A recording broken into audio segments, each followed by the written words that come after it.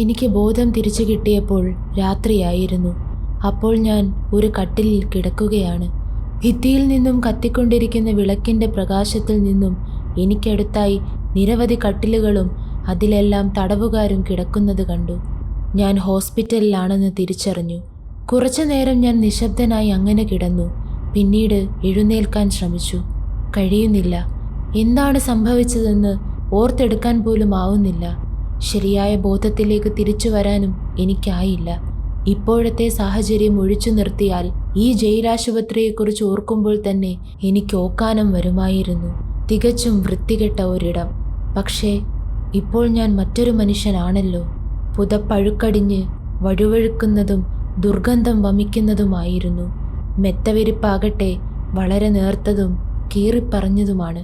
തലയിണകൾ കണ്ടാൽ അറപ്പ് തോന്നും. പക്ഷേ ഇതിലൊക്കെ എന്ത് കാര്യമിരിക്കുന്നു? എൻ്റെ ചുണ്ടുകൾ ഷീറ്റിലും തലയിണയിലും അമർത്തിപ്പിടിച്ചു. എല്ലാ ദുർഗന്ധങ്ങളും എന്നിലേക്ക് സ്വാംശീകരിക്കപ്പെട്ടു. ഞാനതൊന്നും കാര്യമാക്കിയില്ല. ക്ഷീണം കാരണം കുറച്ചു സമയത്തിനുള്ളിൽ തന്നെ ഞാൻ വീണ്ടും ഉറക്കത്തിലേക്ക് വഴുതി വീണു. ഏറെ നേരം കഴിഞ്ഞ് ഞെട്ടിയുണർന്ന് പകച്ചു നോക്കുമ്പോൾ നേരം നന്നായി പുലർന്നിട്ടുണ്ടായിരുന്നു. പുറത്തുനിന്നുള്ള അസഹ്യമായ ശബ്ദങ്ങൾ കിടക്കയിലേക്ക് തള്ളിക്കയറി വന്നു. എൻ്റെ കട്ടിൽ ജനാലയ്ക്ക് സമീപമായിരുന്നു. പുറത്തേക്ക് നോക്കി. അവിടെ ഇരുന്നാൽ ബിസ്ട്രേ കോട്ടയുടെ പ്രധാന നടുമുറ്റം വ്യക്തമായി കാണാനാവും. തടവുകാരുടെ ശബ്ദമാണ് കേൾക്കുന്നത്. അവർ കൂട്ടം കൂടി നിൽക്കുന്നു. ഇരുനിരയായി സൈനികരും 5 വാഗണുകളും തയ്യാറായി നിൽക്കുന്നു. തടവുകാരെ മറ്റെവിടേക്കോ കൊണ്ടുപോകുന്നതിനുള്ള തയ്യാറെടുപ്പാണ്. വാഹനങ്ങൾക്ക് മൂടിയില്ല. വാഹനത്തിൻ്റെ മധ്യത്തായി സ്ഥാപിച്ചിരിക്കുന്ന ബെഞ്ചിലാണ് തടവുകാരെ ഒന്നിനു പിറകെ ഒന്നായി ഇരുത്തിയിരിക്കുന്നത്. ഓരോരുത്തരുടെയും കാലുകളിലെ ചങ്ങലകളുടെ അറ്റം ഏറ്റവും മുന്നിൽ അല്പം അകന്നിരിക്കുന്ന കാവൽക്കാരൻ്റെ കയ്യിൽ ഭദ്രമാണ്. ചങ്ങലയുടെ കിലുക്കം വളരെ ഉച്ചത്തിൽ തന്നെ കേൾക്കാനാകും. പെട്ടെന്നെത്തിയ മഴയിലും തണുത്ത കാറ്റിലും തടവുകാർ വിറയ്ക്കാൻ തുടങ്ങി. അവരുടെ നേർത്ത വസ്ത്രങ്ങൾ മഴവെള്ളം വീണ് ശരീരത്തോട് ഒട്ടിച്ചേർന്നു. അവരുടെ നീണ്ട താടിയും പറ്റവെട്ടിയ മുടിയും നനഞ്ഞ് ജലകണികകൾ പറ്റിപ്പിടിച്ച് വെട്ടിത്തിളങ്ങി. അവരുടെ മുഖം തണുപ്പുകൊണ്ട് ഇരുണ്ട നീല നിറമായി പരിണമിച്ചു. അവരുടെ പല്ലുകൾ കൂട്ടിയിടിക്കുന്നത് എനിക്കിവിടിരുന്നു തന്നെ കേൾക്കാനാകും. പുലർച്ചെ തന്നെ ഒരുവനെ കഴിവേറ്റിയെന്ന് ആരോ വിളിച്ചു പറയുന്നത് കേട്ടു. 25 ദിവസം നീണ്ടു നിൽക്കുന്നൊരു യാത്രയ്ക്കായിട്ടാണ് ഈ പാവങ്ങളെ കന്നാലിയെപ്പോലെ കെട്ടിവരിഞ്ഞു കൊണ്ടുപോകുന്നതത്രേ. തലയിലൊരു തൊപ്പിയോ കാലിലൊരു ബൂട്ടോ ആവശ്യത്തിന് വസ്ത്രങ്ങളോ അവർക്കില്ല. ചങ്ങലയുടെ കണ്ണികളിൽ വരിഞ്ഞു മുറുകി അവർ നിശ്ചലരാണ്. ജൂലൈ മാസത്തെ മഴയിലും ഡിസംബറിലെ തണുപ്പിലും അവർക്ക് ധരിക്കാൻ ഈ മുഷിഞ്ഞു നാറിയ വസ്ത്രങ്ങൾ മാത്രമാണുള്ളത്. എല്ലാവരെയും കുത്തി നിറച്ച് കഴിഞ്ഞപ്പോൾ 5 വാഗണുകളും സൈനികരുടെ അകമ്പടിയോടെ ബിസ്ട്രേ ജയിലിൻ്റെ പ്രധാന കവാടം കടന്ന് പുറത്തേക്ക് പോയി. അതിനു പിന്നിലായി 6ാമതായി മറ്റൊരു വാഗണും കടന്നുപോയി. അതിൽ ചെമ്പുപാത്രങ്ങളും അടുപ്പുകളും തടവുകാർക്ക് ആവശ്യം വന്നാൽ ഉപയോഗിക്കാനുള്ള ചങ്ങലകളുമായിരുന്നു. ആരവം അവസാനിച്ചു. ഏതാനും കാവൽക്കാർ ക്യാൻറ്റീനിൽ നിന്നും പുറത്തേക്ക് വന്ന് അവരവരുടെ ഡ്യൂട്ടി പോസ്റ്റുകളിൽ സജീവമായി. എല്ലാം ഒരു സ്വപ്നം പോലെ തോന്നിച്ചു. കല്ലുവിരിച്ച പാതയിലൂടെ മുന്നോട്ട് നീങ്ങുന്ന കുതിരകളുടെ കുളമ്പടി ശബ്ദവും കുതിരവണ്ടിയുടെ കടകട ശബ്ദവും പരിസരത്ത് നിന്നും കാഴ്ചക്കാരുടെ ആരവവും എല്ലാം കൂടി എൻ്റെ ഉള്ളിലേക്ക് വീണ്ടും തള്ളിക്കയറി വരുന്നു. കഴുമരത്തിലേക്കുള്ള യാത്രയയപ്പാണ്. എൻ്റെ വക്കീൽ എന്നോട് എന്താണ് പറയാൻ ശ്രമിക്കുന്നത്? അതെ, തൂക്കുമരം. അതുതന്നെയാണ് അദ്ദേഹം പറഞ്ഞത്. അതെ. അതിനുശേഷം 1000 തവണയെങ്കിലും ഇതിനോടകം ഞാൻ മരിച്ചിരിക്കുന്നു. നരകത്തേക്കാൾ ഭീതിതമായി അപമാനിക്കപ്പെട്ടിരിക്കുന്നു. ആരാചാരുടെ കയറിലേക്ക് കഴുത്ത് വിട്ടുകൊടുക്കുന്നതിനേക്കാൾ ഭേദം ഗില്ലറ്റിൻ്റെ മുന്നിൽ തല കാണിച്ചു കൊടുക്കുന്നതാണ്. കഷ്ടമെന്നു തന്നെ പറയാം. എൻ്റെ രോഗം പെട്ടെന്നു തന്നെ ഭേദമായി. ഭാഗ്യം അവിടെയും എന്നെ തുണച്ചില്ല. തൊട്ടടുത്ത ദിവസം തന്നെ ഞാൻ ആശുപത്രി വിട്ട് എൻ്റെ സെല്ലിലേക്ക് തന്നെ മടങ്ങിയെത്തി.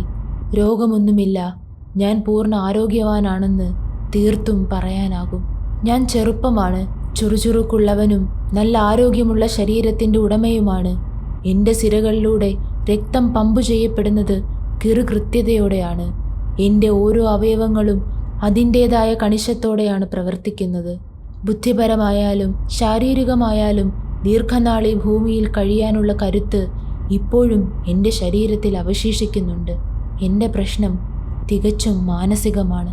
മറ്റുള്ള മനുഷ്യരുടെ പ്രവൃത്തികളാൽ എൻ്റെ മാനസികാരോഗ്യം തകർന്നിരിക്കുന്നു. ഹോസ്പിറ്റലിൽ നിന്നും തിരികെ എത്തിയപ്പോൾ മുതൽ ഒരേ ഒരു ചിന്ത മാത്രമാണ് എൻ്റെ സമാധാനം ഇല്ലാതാക്കുന്നത്. അതെന്നെ ഭ്രാന്ത് പിടിപ്പിക്കുന്നു. അതെന്താണെന്ന് വെച്ചാൽ, ഹോസ്പിറ്റലിൽ എന്നെ അഡ്മിറ്റ് ചെയ്ത സമയം മുതൽ ഞാൻ ആലോചിക്കുന്നതാണ് അവിടെ നിന്നും രക്ഷപ്പെടുന്നതിനെക്കുറിച്ച്. എന്നാൽ ആ നല്ല അവസരം ഞാൻ കളഞ്ഞു കുളിച്ചു. എന്നെ പരിചരിച്ചിരുന്ന ഡോക്ടറും നേഴ്സും എന്നോട് ദയയും കാരുണ്യവും കാണിച്ചിരുന്നു. എൻ്റെ ചെറുപ്പം അവരെ സങ്കടപ്പെടുത്തിയിരുന്നു. ഞാൻ മരണം കാത്തുകിടക്കുന്നൊരു യുവാവാണെന്ന ചിന്ത അവരെ അലോസരപ്പെടുത്തിയിരുന്നു. മിക്ക സമയത്തും അവർ എൻ്റെ കട്ടിലിനരികിലെത്തി എന്നെ സാന്ത്വനപ്പെടുത്തി. പാവങ്ങൾ, അവർക്ക് എൻ്റെ ശരീരത്തിലെ രോഗം ഭേദപ്പെടുത്താനാകും. എന്നാൽ കോടതി മരണത്തിലേക്ക് തള്ളിവിട്ട ഒരുവൻ്റെ ജീവൻ തിരികെ നൽകാൻ അവർക്കാവില്ലല്ലോ. എന്നാൽ അതവർക്ക് വളരെ എളുപ്പമായിരുന്നു. ആ വാതിലുകൾ ഒന്ന് തുറന്നു തന്നാൽ മാത്രം മതിയായിരുന്നു. അതുകൊണ്ട് അവർക്കെന്ത് നഷ്ടമാണ് ഉണ്ടാകാൻ പോകുന്നത്? എന്നെ സംബന്ധിച്ചിടത്തോളം ജീവൻ രക്ഷിക്കാൻ മറ്റ് മാർഗങ്ങളൊന്നും തന്നെ അവശേഷിച്ചിരുന്നില്ല. നിയമം അനുശാസിക്കുന്ന എല്ലാ വഴികളിലൂടെയും ഞാൻ കടന്നുപോയിട്ടുണ്ട്. സാക്ഷികളെ കൃത്യതയോടെ വിചാരണ ചെയ്തിട്ടുണ്ട്. എൻ്റെ വക്കീൽ ആത്മാർത്ഥമായും പണിയെടുത്തിട്ടുണ്ട്. ന്യായാധിപന്മാർ അവരുടെ ഭാഗവും കൃത്യതയോടെ നിർവഹിച്ചിരിക്കുന്നു. ഈ മാർഗമല്ലാതെ ഇനി എൻ്റെ മുന്നിൽ മറ്റൊന്നും അവശേഷിക്കുന്നില്ല. എനിക്ക് ഭ്രാന്ത് പിടിക്കുന്നു. പ്രതീക്ഷയുടെ എല്ലാ ഇടങ്ങളും അസ്തമിച്ചിരിക്കുന്നു. തലയ്ക്കുള്ളിൽ ഒരു അഗ്നിപർവ്വതം പൊട്ടിയതുപോലെ. മരണം, അതുമാത്രമാണ് ഇനി അവശേഷിക്കുന്നത്. അപ്പീലിനെക്കുറിച്ചുള്ളത് വെറും ആശ മാത്രമാണ്. നിയമപരമായി ഇനി ഒന്നും അവശേഷിക്കുന്നില്ല. ആരാച്ചാരുടെ തൂക്കുകയർ എൻ്റെ ജീവനു വേണ്ടി കാത്തിരിക്കുന്നു. ഒരുപക്ഷെ എനിക്ക് മാപ്പ് നൽകിയാലോ? പക്ഷേ അതെങ്ങനെ സംഭവിക്കും? എന്തു കാരണത്തിൻ്റെ പുറത്ത് അങ്ങനെയൊന്ന് നേടിയെടുക്കും? അങ്ങനെയൊന്ന് ഇനി സംഭവിക്കാൻ ഒരു സാധ്യതയുമില്ല. അങ്ങനെയൊന്ന് സംഭവിച്ചതായി മുൻ അനുഭവങ്ങൾ ആർക്കുമില്ല. ഇനി എൻ്റെ മുന്നിൽ 3 വഴികൾ മാത്രമാണുള്ളത്. ഒന്നാമത്തെ വഴി ബിസ്ട്രേയിലെ ജയിലറയാണ്. രണ്ടാമത്തേത് തൂക്കിലേറ്റുന്ന കഴുമരം സ്ഥാപിച്ചിട്ടുള്ളിടം. മൂന്നാമതായി സെമിത്തേരി. ഹോ, എനിക്കിവിടെ നിന്നും രക്ഷപ്പെടാൻ കഴിഞ്ഞിരുന്നെങ്കിൽ ഞാൻ എങ്ങനെ ഈ നാട്ടിൽ നിന്നും പുറത്തു കടക്കുമായിരുന്നു? എനിക്ക് ഓടി രക്ഷപ്പെടാൻ സാധ്യമല്ല.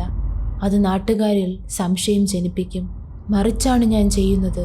തല ഉയർത്തിപ്പിടിച്ച് വളരെ സാവധാനം ഒരു മൂളിപ്പാട്ടും പാടി മുന്നോട്ട് നടക്കും. നീല നിറത്തിലുള്ളതും ചുവന്ന വരകൾ കൊണ്ട് കള്ളികൾ സൃഷ്ടിച്ചിട്ടുള്ളതുമായ ഒരു ചെറിയ തൂവാല കൊണ്ട് എൻ്റെ മുഖത്തിൻ്റെ താഴ്ഭാഗം മൂടിക്കെട്ടും. അതാണ് ഏറ്റവും ഉചിതമായ മാർഗം. നഗരത്തിലെ മാലിന്യം ശേഖരിക്കുന്ന തൊഴിലാളികൾ അങ്ങനെയാണ് തെരുവിലൂടെ നടക്കുന്നത്. നഗരാതിർത്തികളിലെ ഫലവൃക്ഷങ്ങളിൽ നിന്നും ആവശ്യത്തിന് ഭക്ഷണം കണ്ടെത്താമായിരുന്നു. രാത്രിയിൽ ഏതെങ്കിലും സ്കൂളിൻ്റെ വരാന്തയിൽ അഭയം തേടാമായിരുന്നു. ഞാൻ വീണ്ടും വീണ്ടും എൻ്റെ രക്ഷപ്പെടലിനെക്കുറിച്ച് തന്നെ ചിന്തിക്കുകയാണ്. നേരം കൂടുതൽ ഇരുട്ടുമ്പോൾ അവിടെ നിന്നും ബിൻസെൻസിലേക്ക് പോകാമായിരുന്നു. ഇല്ല, അങ്ങോട്ടുള്ള വഴിയിൽ ഒരു നദി മുറിച്ചു കടക്കേണ്ടി വരും. അല്ലെങ്കിൽ അർപ്പാജനിലേക്ക് പോകും. അവിടെ നിന്നും ജർമ്മനിയിലേക്കും ഹാർവേയിലേക്കും കടന്നിട്ട് സുരക്ഷിതമായി ഇംഗ്ലണ്ടിലേക്ക് പലായനം ചെയ്യാമായിരുന്നു. ഈ യാത്രക്കിടയിൽ വഴിക്ക് വെച്ച് ഏതെങ്കിലും പോലീസുകാരൻ എന്നെ തടഞ്ഞു നിർത്തി പാസ്പോർട്ട് എവിടെയെന്ന് ചോദിച്ചാൽ എല്ലാം തകർന്നത് തന്നെ. ഈ നിർഭാഗ്യവാനായ ഞാൻ എന്തെല്ലാമാണ് ആലോചിച്ചു കൂട്ടുന്നത്? എല്ലാം സ്വപ്നങ്ങൾ മാത്രം. എൻ്റെ പ്രാണന് 3 അടിയോളം ഘനമുള്ള ഈ കരിങ്കൽ ചുമർ പൊളിച്ച് പുറത്തേക്ക് പായാനുള്ള ശക്തിയുണ്ടോ? മരണം, മരണം, അതുമാത്രമാണ് എൻ്റെ മുന്നിലുള്ള ഏക വഴി. ഞാൻ എൻ്റെ ശൈശവത്തെക്കുറിച്ചാണിപ്പോൾ ചിന്തിക്കുന്നത്. കുട്ടിക്കാലത്ത് ബിസ്ട്രയിലെ ഈ ജയിൽ കാണുന്നതിന് ആവേശത്തോടെ ഞാനും എത്തിയിരുന്നു. ഭ്രാന്ത് പിടിച്ച ജനക്കൂട്ടത്തോടൊപ്പം ഞാനും കൂക്കി വിളിക്കാനും ആർപ്പു വിളിക്കാനും ഉണ്ടായിരുന്നു. വിളക്ക് കരിന്തിരി എരിയുന്നതുവരെ ഞാൻ എഴുതിക്കൊണ്ടിരുന്നു. രാത്രി പോയി മറയുകയും പ്രഭാതം എത്തുകയും ചെയ്തെന്നറിയിച്ചുകൊണ്ട് അടുത്തുള്ള പള്ളിമണി 6 പ്രാവശ്യം നീട്ടിയടിച്ചു. ജയിൽ വാർഡൻ എൻ്റെ സെല്ലിലേക്ക് കടന്നു വന്നു. തൻ്റെ തലയിൽ നിന്നും തൊപ്പിയൂരി കയ്യിൽ പിടിച്ചുകൊണ്ട് പൊതുവെ പരുക്കനായിരുന്ന അയാൾ ഇന്ന് ഈ പ്രഭാതത്തിൽ അയാൾക്കാകും വിധം സൗമ്യനായി എന്നോട് ചോദിച്ചു, നിനക്ക് പ്രഭാത ഭക്ഷണമായി ഏറ്റവും ഇഷ്ടപ്പെട്ട വിഭവം എന്താണെന്ന്. എന്താണ് ഇതിൻ്റെയൊക്കെ അർത്ഥം?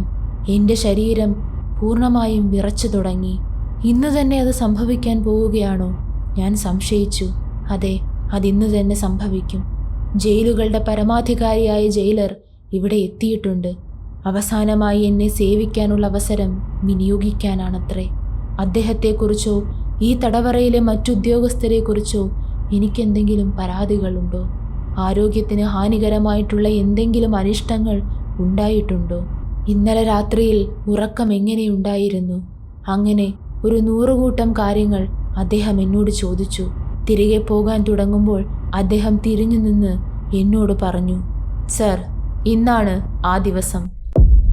ഈ ജയിൽ മേധാവിയോടോ അദ്ദേഹത്തിൻ്റെ സഹപ്രവർത്തകരോടോ എനിക്ക് യാതൊരു അനിഷ്ടവും തോന്നിയിട്ടില്ലെന്ന് ഞാൻ പറഞ്ഞാലും അദ്ദേഹം വിശ്വസിക്കുമെന്ന് തോന്നുന്നില്ല. അവരാണ് ശരി. അവർക്കെതിരെ പരാതി പറയാൻ എനിക്കെന്ത് അവകാശമാണുള്ളത്? അവർ അവരുടെ ഡ്യൂട്ടി ചെയ്യുന്നു, അത്ര തന്നെ. അവർ കണ്ണിൽ എണ്ണയൊഴിച്ച് എനിക്ക് കാവൽ നിൽക്കുന്നു. അവർ ബഹുമാനാദരങ്ങളോടെ എന്നെ സ്വീകരിക്കുകയും അതുപോലെ തന്നെ എൻ്റെ വിടവാങ്ങലിന് എല്ലാ സന്തോഷങ്ങളും തരാൻ ശ്രമിക്കുകയും ചെയ്യുന്നു. എന്നാൽ ഞാൻ തികച്ചും സന്തോഷവാനാണോ? എന്നാൽ നല്ലവനെന്ന് തോന്നിക്കുന്ന ഈ ജയിലർ അയാളുടെ ശാന്തവും കാരുണ്യവും പൊഴിക്കുന്നതുമായ വാക്കുകൾ, ഓരോ നിമിഷത്തിലും സസൂക്ഷ്മം നിരീക്ഷിക്കുന്ന അയാളുടെ കണ്ണുകൾ, കാരിരുമ്പ് പോലെ കരുത്തുറ്റ അയാളുടെ കൈകൾ, ഇതെല്ലാം സൃഷ്ടിച്ചിരിക്കുന്നത് തടവറകൾ ഒരുക്കാൻ വേണ്ടി മാത്രമാണ്. ബിസ്ട്രേ ജയിലിലെ ജീവിതം ഒരു നല്ല മനുഷ്യനെ അങ്ങനെ പരിവർത്തനം ചെയ്തതായിരിക്കാം. അയാൾ ജീവനുള്ളൊരു തടവറയാണ്. ഇവിടെയുള്ള ഓരോ വസ്തുക്കളും നമ്മെ ഓർമ്മിപ്പിക്കുന്നത് തടവറയുടെ ഭീതിതമായ രൂപമാണ്. അത് മനുഷ്യരൂപമായാലും കരിങ്കൽ ഭിത്തികളായാലും തടി കൊണ്ടുണ്ടാക്കിയ വാതിലുകളായാലും എല്ലാത്തിനും മനുഷ്യനെപ്പോലെ മജ്ജയും മാംസവും എല്ലുകളുമുണ്ട്. ഈ തടവറ പകുതി മനുഷ്യനും പകുതി കരിങ്കല്ലും ഇരുമ്പുമായി എനിക്ക് കാവൽ നിൽക്കുന്നു. ഞാനിതിനുള്ളിലെ ഒരിര മാത്രമാണ്. എല്ലാം കൂടി ചുറ്റും നിന്ന് എന്നെ വരിഞ്ഞു മുറുക്കുകയാണ്. അതെന്നെ മടക്കി ചുരുട്ടിക്കൂട്ടി തെറുത്തെടുക്കുന്നു. ഈ കരിങ്കൽ ചുവരുകൾക്കുള്ളിലിട്ട് എന്നെ ശ്വാസം മുട്ടിക്കുന്നു. ഇരുമ്പ് കൊളുത്തുകളിട്ട് താഴിട്ട് എന്നെ പൂട്ടിയിരിക്കുന്നു. തൂക്കുമരത്തിൽ തൂങ്ങി നിൽക്കുന്ന കയറിൻ്റെ ദ്വാരത്തിലൂടെ മാത്രമാണ് ഇവിടെയുള്ള ഏതൊരു വസ്തുവും എന്നെ കാണുന്നത്. ഞാൻ എത്രമാത്രം നിർഭാഗ്യവാനായ ഒരു ജീവിയാണ്. എന്തിനാണ് ഈ ക്രൂരതകൾ എന്നോട് ചെയ്യുന്നത്? അവരെന്നോട് എന്തു തമാശ കാണിക്കാനാണ് മുതിരുന്നത്? എൻ്റെ മനസ്സ് പതുക്കെ ശാന്തമായി വന്നു. എല്ലാം പതുക്കെ മറക്കാനും സ്വാഭാവികതയിലേക്ക് തിരികെ എത്താനും എനിക്ക് കഴിഞ്ഞിരിക്കുന്നു. ജയിൽ മേധാവിയുടെ സന്ദർശനത്തിൻ്റെ പിന്നിലുള്ള ഭീകരമായ യാഥാർത്ഥ്യം ഞാൻ മറക്കുകയാണ്. ഞാൻ സ്വതന്ത്രനാകാൻ ശ്രമിക്കുകയാണ്. പ്രതീക്ഷയുടെ നാമ്പുകൾ ഇനി അവശേഷിക്കുന്നില്ല എന്ന തിരിച്ചറിവിലാണ് ഞാൻ.